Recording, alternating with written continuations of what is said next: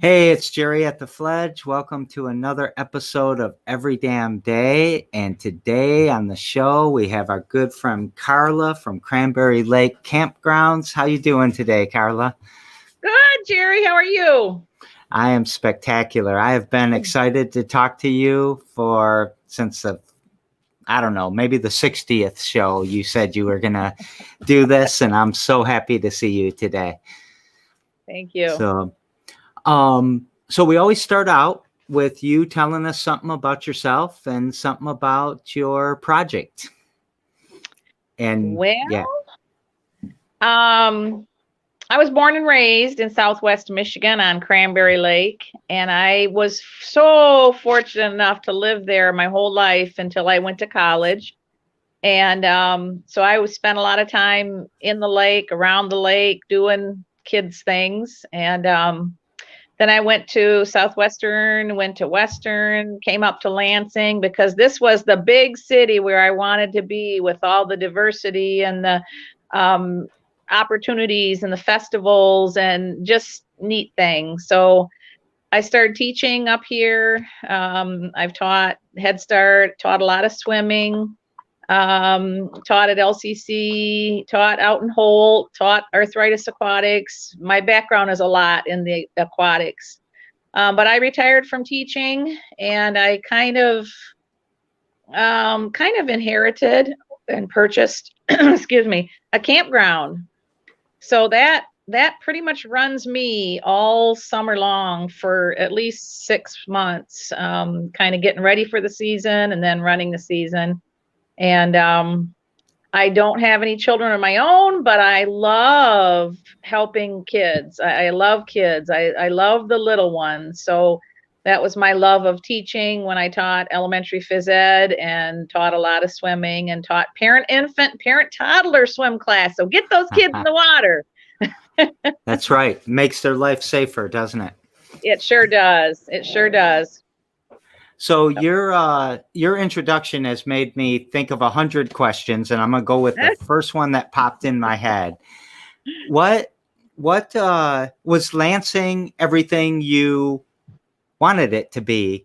Like when you moved from up here for the festivals and the diversity and all of that, did it meet your expectation? Marcellus, where I was from, was a little teeny town, and it was very sheltered, a lot of cornfield, a lot of hog farmers. And I moved up to Lansing. My family said, Karla, you got to move back home. You got to move back home. And I said, Dad, there's nothing going on here. I love Lansing. There's the downtown area, Michigan State, Cooley Law School, Davenport, all the international students, just all the opportunities. I said, Dad, what would I do if I came down there? And he kind of paused. He says, well, honey, you can come and watch the corn grow.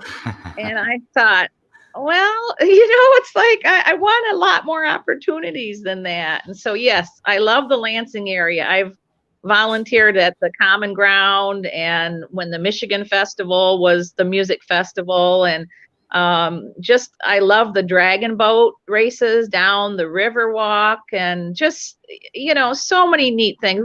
I love Lansing. All right, so I'll give a quick shout out to Rob Flanders, who helps run the Dragon Boat races. Yes, awesome. I should get him on the show. You should. Yeah. So jot it down, Jerry. Jot it down. I'll jot it down. So did you think you were the aquatics? That's interesting. Mm-hmm. See, I didn't know that you grew up on Cranberry Lake. Oh, yeah. I thought, did your family own the campground back then? Yeah. It's been in our family since 1902. I don't think it was a campground until like the early 50s. But I'm not real sure. You think of all these questions that you should ask your parents after it's too late. So, yeah. But yeah, Mom and Dad built the house on the lake, that's still like right in the middle of the campground. And we spread their ashes out there. A lot of good memories, sliding down those hills and going out and collecting a quarter from the ice fishermen. Collecting. Oh, you had to get they had to pay a quarter to come on the lake. Yes, yes, Ah. yeah, to walk on our property to go out ice fishing and use our lake because it's a private lake. Oh, okay. So you guys, the campground owns the entire lake. There's four private owners on the lake. Okay. All And right. there were three at the time because my mom sold off a little piece. But yeah, so there's no public access and it's a really good fishing lake. Yeah, so I've got a lot of Do you fond also memories. fish? I do, yeah, yeah. What kind of fish do you catch out of the lake? We have bluegill, perch, um, northern pike, Oh, really? bass, largemouth and mouth, catfish, dogfish, crappie are really nice. Mostly bluegill and perch and crappie are the pan fish that most people catch. All right. Yeah. How big is that a lake that like a boat can go on? Yep. Like a Yep. speedboat? We have it's about 88 acres. We have pontoon boats, rowboats, canoes, kayaks, and a paddle board. You can go out with Cranberry Lake Campground's boats on Cranberry Lake. So yeah, I sort of grew up on Pleasant Lake, if you know where that Okay. is, near Yep. Yep. Leslie, and Yep. I caught more bluegill in my life than I can count. Okay. So so the pandemic hits this year, Yeah. and what do you think going into the pandemic? What do you think was going to be the fate of the campground this year? It was kind of a nervous time in March and April because all the campers are calling, and I don't know if I should take reservations because of the stay home order. And we officially were supposed to open May 1st. Well, we could let seasonal campers in because that was like their summer residence, their summer cottage, and they were all self-contained, but we couldn't open up the shower house, the office, the playgrounds, the basketball court, and a lot of the group facilities. So there just wasn't a lot of direction as to what we should or shouldn't be doing. Yeah. And so we still had the stay at home order the whole month of May. And Memorial Day weekend is our biggest holiday weekend, our biggest piece of the income for the year. Helps us keep the electricity going through the winter, and the 7 months that we're closed keeps the bills paid. So all those reservations, we had to reschedule them and cancel them Memorial Day weekend. And then the date kept changing. It kept changing. It was going until June 15th then. And then people were really having a hard time. So then it was pulled on June 1st. So we did quite a few safety measures. We put up a plexiglass partition on the counter in the office, and people had to wear a mask coming into the office. And a lot of people are outside thinking they're safe all the time anyway. So it wasn't as stressful as it probably was real obvious when you're around a lot of people in town. But in the country, you think, oh, we're not worried about that. And just don't watch the news. So you ended up opening up, Yeah. and how'd the year turn out? What were some what were some surprises? What happened? It was an amazing year. It was the best year that I've ever known. I think with the stimulus checks and the whatever it was called with the unemployment, people came camping that maybe felt like they couldn't afford for safety reasons or financial reasons, other things. And so the pontoon boats, the cabin, the bunkhouses, a lot of our facility were really busy, and it was a lot of scheduling and a lot of fun at the campground. A lot of people coming out and enjoying the pontoon boat when they originally would think, well, I can't afford that, or just seeing the kids swimming and being around. It was nice to have the activity out there and the family interactions and the family time, enjoying the lake, enjoying nature. It makes me think that, and I know you invited me there, and I'm embarrassed that I never came and all that, but we were You'll be also there. really You'll be busy. there. I will be, but it makes me feel like it was a sense of like an escape to normalcy. Yeah. Is Yeah. that usually people want to get away from their normal, but Hmm. I think they were yearning normal this year. Yeah. Yeah. To sit around the And campfire and to just slow down and appreciate the simple things. I think what was real important this year, people staying home and doing home improvement or doing gardening or walking around the lake, enjoying nature. It's so enjoyable to watch the kids walking around the pond, catching frogs, and just playing in the pond, seeing what's in the water, and enjoying the birds and the baby geese, and watching the turtles lay eggs, and just everything that nature offers at the campground. It's really enjoyable. do you think that you played a big role in like people's mental health in that time? I know you're humble, so Um, you're not going to say yes, but I've never thought about that, but you know, I just love people and I love serving people. The Kiwanis Club is a big part of my life where we, young children priority one is a big emphasis. And we have a bowling program for developmentally disabled adults and people. And yes, I just love serving and helping, and um, I guess it helped people's mental health coming out to Cranberry Lake Campground. I hadn't thought about that, but sure, if you say that. well, it just seems like, being able to touch something normal or something to be able to do something new when all of us feel like everything's just collapsing on us and life's never going to be exciting again or new again, or maybe it is exciting, but not in the right way. Mm-hmm. So yeah, it just seems like that would have been a nice escape for people.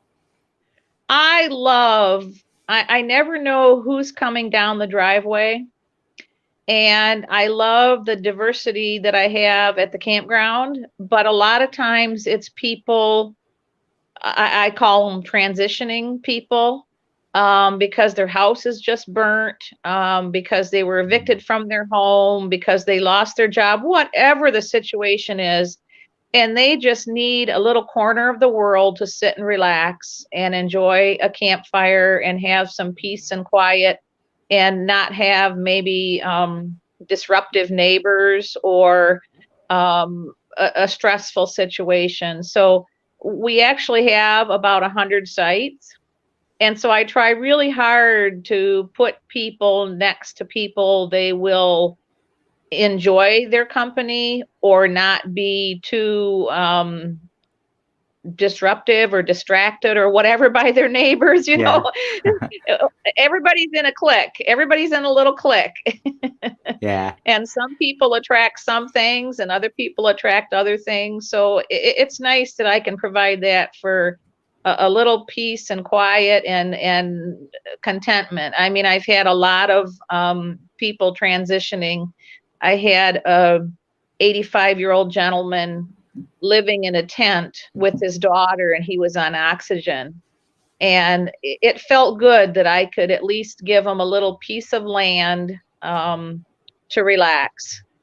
Yeah. Yeah.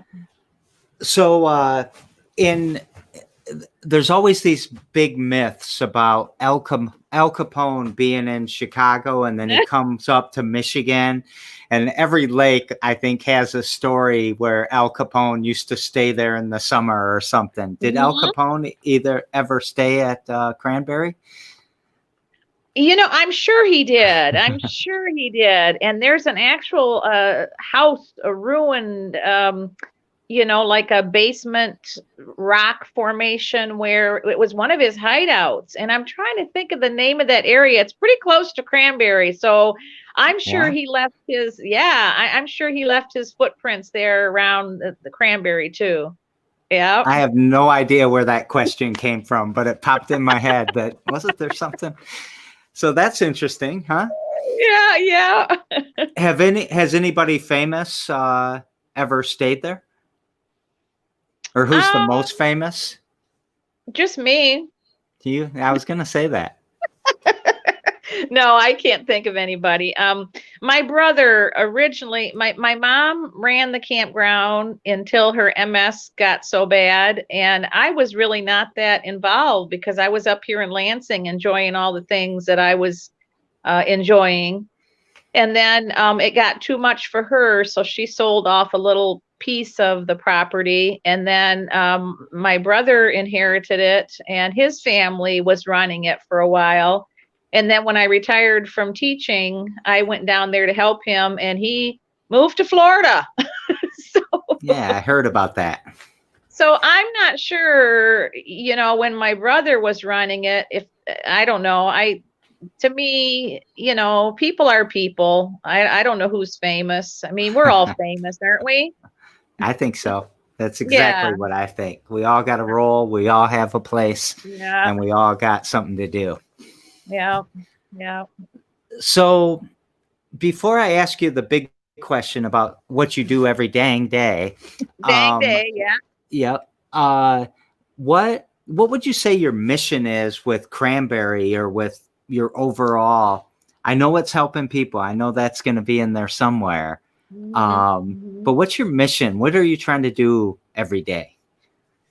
Um, I guess I could say my mission is to provide people an opportunity to relax, provide people an opportunity to enjoy nature, um, just to go out and float on the lake. You can't describe the enjoyable, relaxing, refreshing, enlightening time that you can have just floating on the lake. Looking up at the stars at night. The beach closes at night, but there's no beach police out there. So it's just so nice to be out in the water, under a moon, quiet, peaceful, relaxing time. And so I just love the lake to kayak and all the opportunities it provides. But I take pictures of the frogs and the squirrels and the turtles laying eggs and the baby geese and just enjoy nature. Yeah, I Yeah. love nature. I just want to give a shout out to Chris Pruitt. He's on watching and says hi to you. Oh, Um, tell him I said hi. well, you just Hi, did. Chris. HHP. We love HHP. Yeah, HHP Inspirations. He's trying to get his viewership back up on his show. Okay. So, is there something you do every dang day that pushes you towards that mission of helping? Like, what do you do in the winter to do that? I really try to take care of myself, and that's different for me. I have to remind myself that I can't take care of others if I don't take care of myself. And the best analogy I can think of is the campground runs me, I don't run it. And Mm-hmm. so a lot of times I'm going from 9 in the morning till 11 at night, especially if it doesn't get dark until after 10. And I always try to do rounds and talk to all of our campers, especially every Friday and Saturday night. But I want to know who's where and who's doing what, and if there's any issues, which sometimes there are kids running around doing things that their parents are unaware of because their parents are back at the campsite enjoying themselves. um, but yeah, I would like, I just love the opportunities there. And in the winter, I try to go down to Florida and see my brother and relax down there. So it's important to take care of ourselves so we can take care of others. Yeah. Do you, when you go to Florida, do you find yourself still trying to work, still trying to, do you ever get a chance? See, the reason I'm asking this is because it feels like you have this big, huge fledge. Because exactly what you said, I'm always roaming around. I'm always seeing what people are doing. I'm always trying to make sure that I'm trying to curate an experience or let them be or not let them be. And it just sounds exhausting.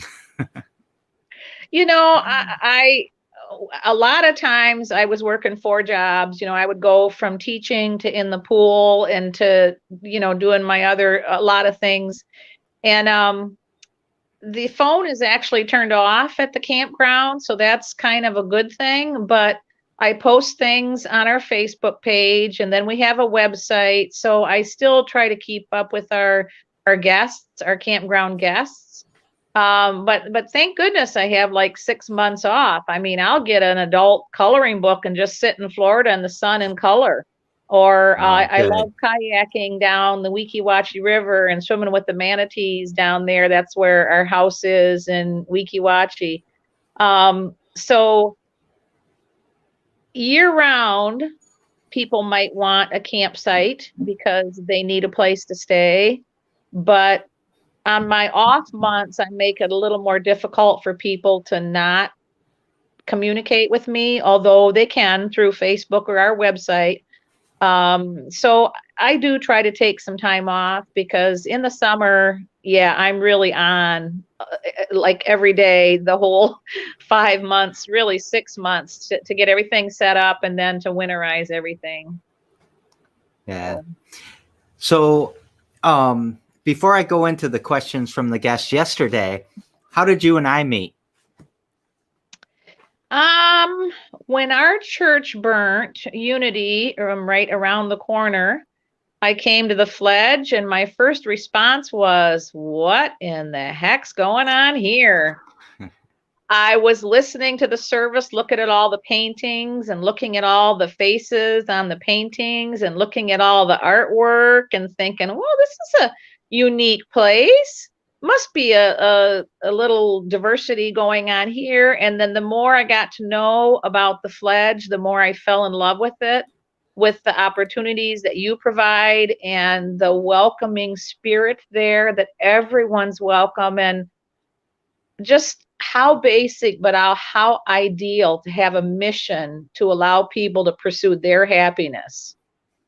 What more genuine, awesome mission could that be? It's just amazing. So the more I've got to know about the Fledge, the more the diversity. I love diversity, which is what I said earlier. And if you definitely have it there. So it was through church. I try to imagine what we would look like if Unity wouldn't have burned down and not have. We didn't really merge, but we merged. And such wonderful people. But I really have to give a shout out to you because you have been consistent and constant, and from making sure I take care of myself. Thank you for the seafood boil is one big thing. Making sure that you're enabling me to help take care of the community through your donations and what you've done. I really love what you've done for us, and I really love you. I know that's people don't always say that so bluntly, but you've been a big supporter and a big help, and you work on me, and not everyone works on me, and I really appreciate that, and my family appreciates that too. You're a really special person. Thank you. I don't know how you do what you do. Yeah, we appreciate each other. I appreciate that. And yeah. Well, it's people like you giving me strength and energy and something interesting to talk about. So I wanted to really make sure I said that today. Okay. The other thing is I want to jump on that word diversity, and I want to tie it into Amanda Brewer, who was on the show yesterday, and she's out in LA. She's a writer and a director, and she wants to be a producer and all these things. and Mhm. she just finished a Jamie Foxx sitcom that's going to be on Netflix. So she's been out there working on that, and she has a question for you. And her question is, how, where do you see the campground fitting it, in either now or in the future with helping people in need, helping, whether it's homeless or foster kids. Her and I talked a lot about foster kids yesterday. And where do you see the campground fitting in? What do you want to do with that, if anything? I feel very blessed and very grateful that I have this opportunity to own a campground. And I never know who's coming down the driveway. And I, excuse me, I have a peace celebration that I schedule the third Saturday of every month, and that brings a lot of presenters and opportunities for people to really think about peace and to come and relax and enjoy the opportunities that provides. Um, I love the diversity I have at the campground, from people that have $100,000 40-foot toy hauler fifth wheels and blah blah blah, to people that can just relax, stay in a tent, sit around the campfire with their dog. But I also invited the foster care system of down in St. Joe County to have the supervised visits of the kids and have the parents come out, and what a wonderful setting for the kids to be playing on the basketball court, playing on the playground, swimming, to visit with their parents. And I've offered that. And I'm always trying to think outside the box. What can we do to provide an opportunity there for people that would never even think of that? I think of these supervised visits with the foster care families, maybe at McDonald's or something. But so this was the first year we offered that. They really wanted to run with it, but then the pandemic got in the way. So I will pursue that. And I'm really open for what things want to do. Shout out to Jeff, who's going to have an art show down there sometime. He came and visited with his flag and his poem. I think it was The Fish. Is his Yeah. poem The Fish? But anyway, Yeah. so I just want the Fledge family to know I'm there. And it's only about 100 miles from Lansing. It's really not that far to even do a day trip. And I mean, people love what we love. And if you don't love it, then go somewhere else and do something else. But, I'm at the campground to run it the way I want to run it. And I have a lot of people that try to dictate to me what I should or shouldn't be doing. But I know I'm there a lot like you, Jerry, to help people pursue their happiness. So I never thought about that parallel before, but okay, now you're picking my brain here. That's what I'm trying to do. Yeah. Oh. So I've been trying to get beach wrestling going in Lansing at the new beach by the river, but there's so Okay. many things against me. It just popped into my head. Maybe we ought to talk about beach wrestling post-pandemic, of course. Yeah, yeah. We'll have to haul in some more sand. Is there no sand? There's a sandy beach, but the beach is not that big, and the more sand we haul in, it's kind of like a hill, so it washes out into the lake.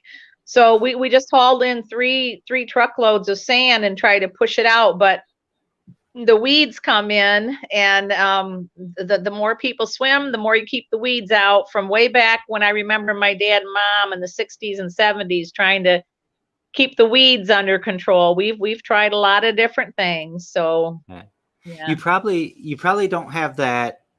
Is it a sulfur problem or something that a lot of lakes get, where they get a lot of algae because of people draining into the lake? Do you get that? It's a real rusty looking lake. So that's maybe why they call it Cranberry Lake, because of the orangish, reddish, rusty looking water. And even the drinking water is really rusty out there. But no, we have not a lot of farms around us. We actually had a lavender farm right across the street, and she's still got a lot of the lavender plants there. But no, I don't think there's a lot of drain off in our lake. I mean, every once in a while we have swimmer's itch, but I guess the birds bring something in that causes that. But no, Mm. I love swimming in the lake. It was really hard for me to adjust to chlorinated pools when I first started teaching in the pool. It's like, I hate the chlorine. I want to go in the freshwater lake. I love swimming in lakes too. I love Yeah, salt water too. I mean, there's yeah, something about that as well. yeah. So I just want to, Chris said that you blessed homeless folks through HHP inspirations, and that you have a lot of heart and a lot of love. Well, thank And you. Sean, who runs that Lady Miss Betty, she Mhm. tells the story of her journey with her mother through dementia and Alzheimer's and that. She just Mhm. loves your description of serenity. Mhm. It sounds lovely, she says. So want to put Mhm. those up there. So tomorrow on the show, and this is probably someone that you'd get along with greatly, is Amy. And Amy and I are going to talk about how play therapy helps kids. And what question would you like to ask Amy? We will ask Amy her favorite game and what she likes to play. Okay. And I bet she loves answering that. Let's see if you love answering it. What's your favorite game, or what do you love to play? I play a lot of euchre. Uh, My dad, on Sunday nights when we were in high school, all we there were four kids of us, so Dad would play euchre with us, and three of us would sit around the table playing with him while the other one had to go get their bath, get their school clothes out, and get ready for school. And then we would rotate the four of us in, so we'd all play euchre on Sunday night with my dad and get ready for school the next day. And even to this day, we have Kiwanis euchre tournaments as fundraisers. So we play euchre at Salvation Army and out in Holt at the Sam Corey Senior Center. Although because of the pandemic, we haven't played, but mm. yes, I love playing euchre. So HHP, you need to have another euchre activity when this is all over. I told them all. See, I grew up playing euchre too, and I've heard, is euchre really just like a Michigan thing? Is that Yeah. true? Well, yeah, they don't play it out in Colorado and they don't play it in Florida and a lot of places I've been there. What? Euchre? What is that? I talked a So, lot of smack before Chris's euchre tournament about how I was going to whoop everyone, and we got put out in like the second round. Sorry, Jim. But yeah, we played a lot of euchre when I was a kid as well. So mhm. I will definitely ask Amy what her favorite game is. We'll see if she says euchre as well. But Chris said he's going to try to do that as get another euchre tournament going. Yes, and I need to go. Yes, I would love to. Yeah. Okay. And that was a lot of fun when he had that euchre tournament because it, Mhm. at that table, everything's normalized. Everybody's equal, right? It's all the Mhm. same deck. It's all the same cards, and Yeah. Yeah. you play the hand you're dealt. Yeah. Yeah. So let me just take care of a couple seconds of business here. Please subscribe to the Fledge's YouTube channel so you can get notifications about every damn day. How you can get notifications about 99 Problems But a Pitch Ain't One, which is every Friday at 9 a.m. And then we have 10,000 Fledges every Saturday at 10:30 a.m. now. So on the show, I always ask the guest to just take us out with something, whether that could just be deuces and see you guys later, or some advice, or anything you want. What would you like to leave us with today? Something you didn't say? Do you have anything you want to promote? Do you have any events or any stuff like that? No, not really. Just for people to think about their own sanity and happiness. And if you want to stay around home and veg out into some mindless television, because that's what you need to do, then do it, which is what I've been doing some days. Yeah. But otherwise, to pursue your happiness in any way and not feel pressured by somebody else's expectations and comments and criticism, just take care of yourselves. And that's the best piece of advice I could give myself. So thank you so much for being on the show, Karla. You're welcome. And yeah, everyone, thanks for watching, and we will see you tomorrow on Every Damn Day.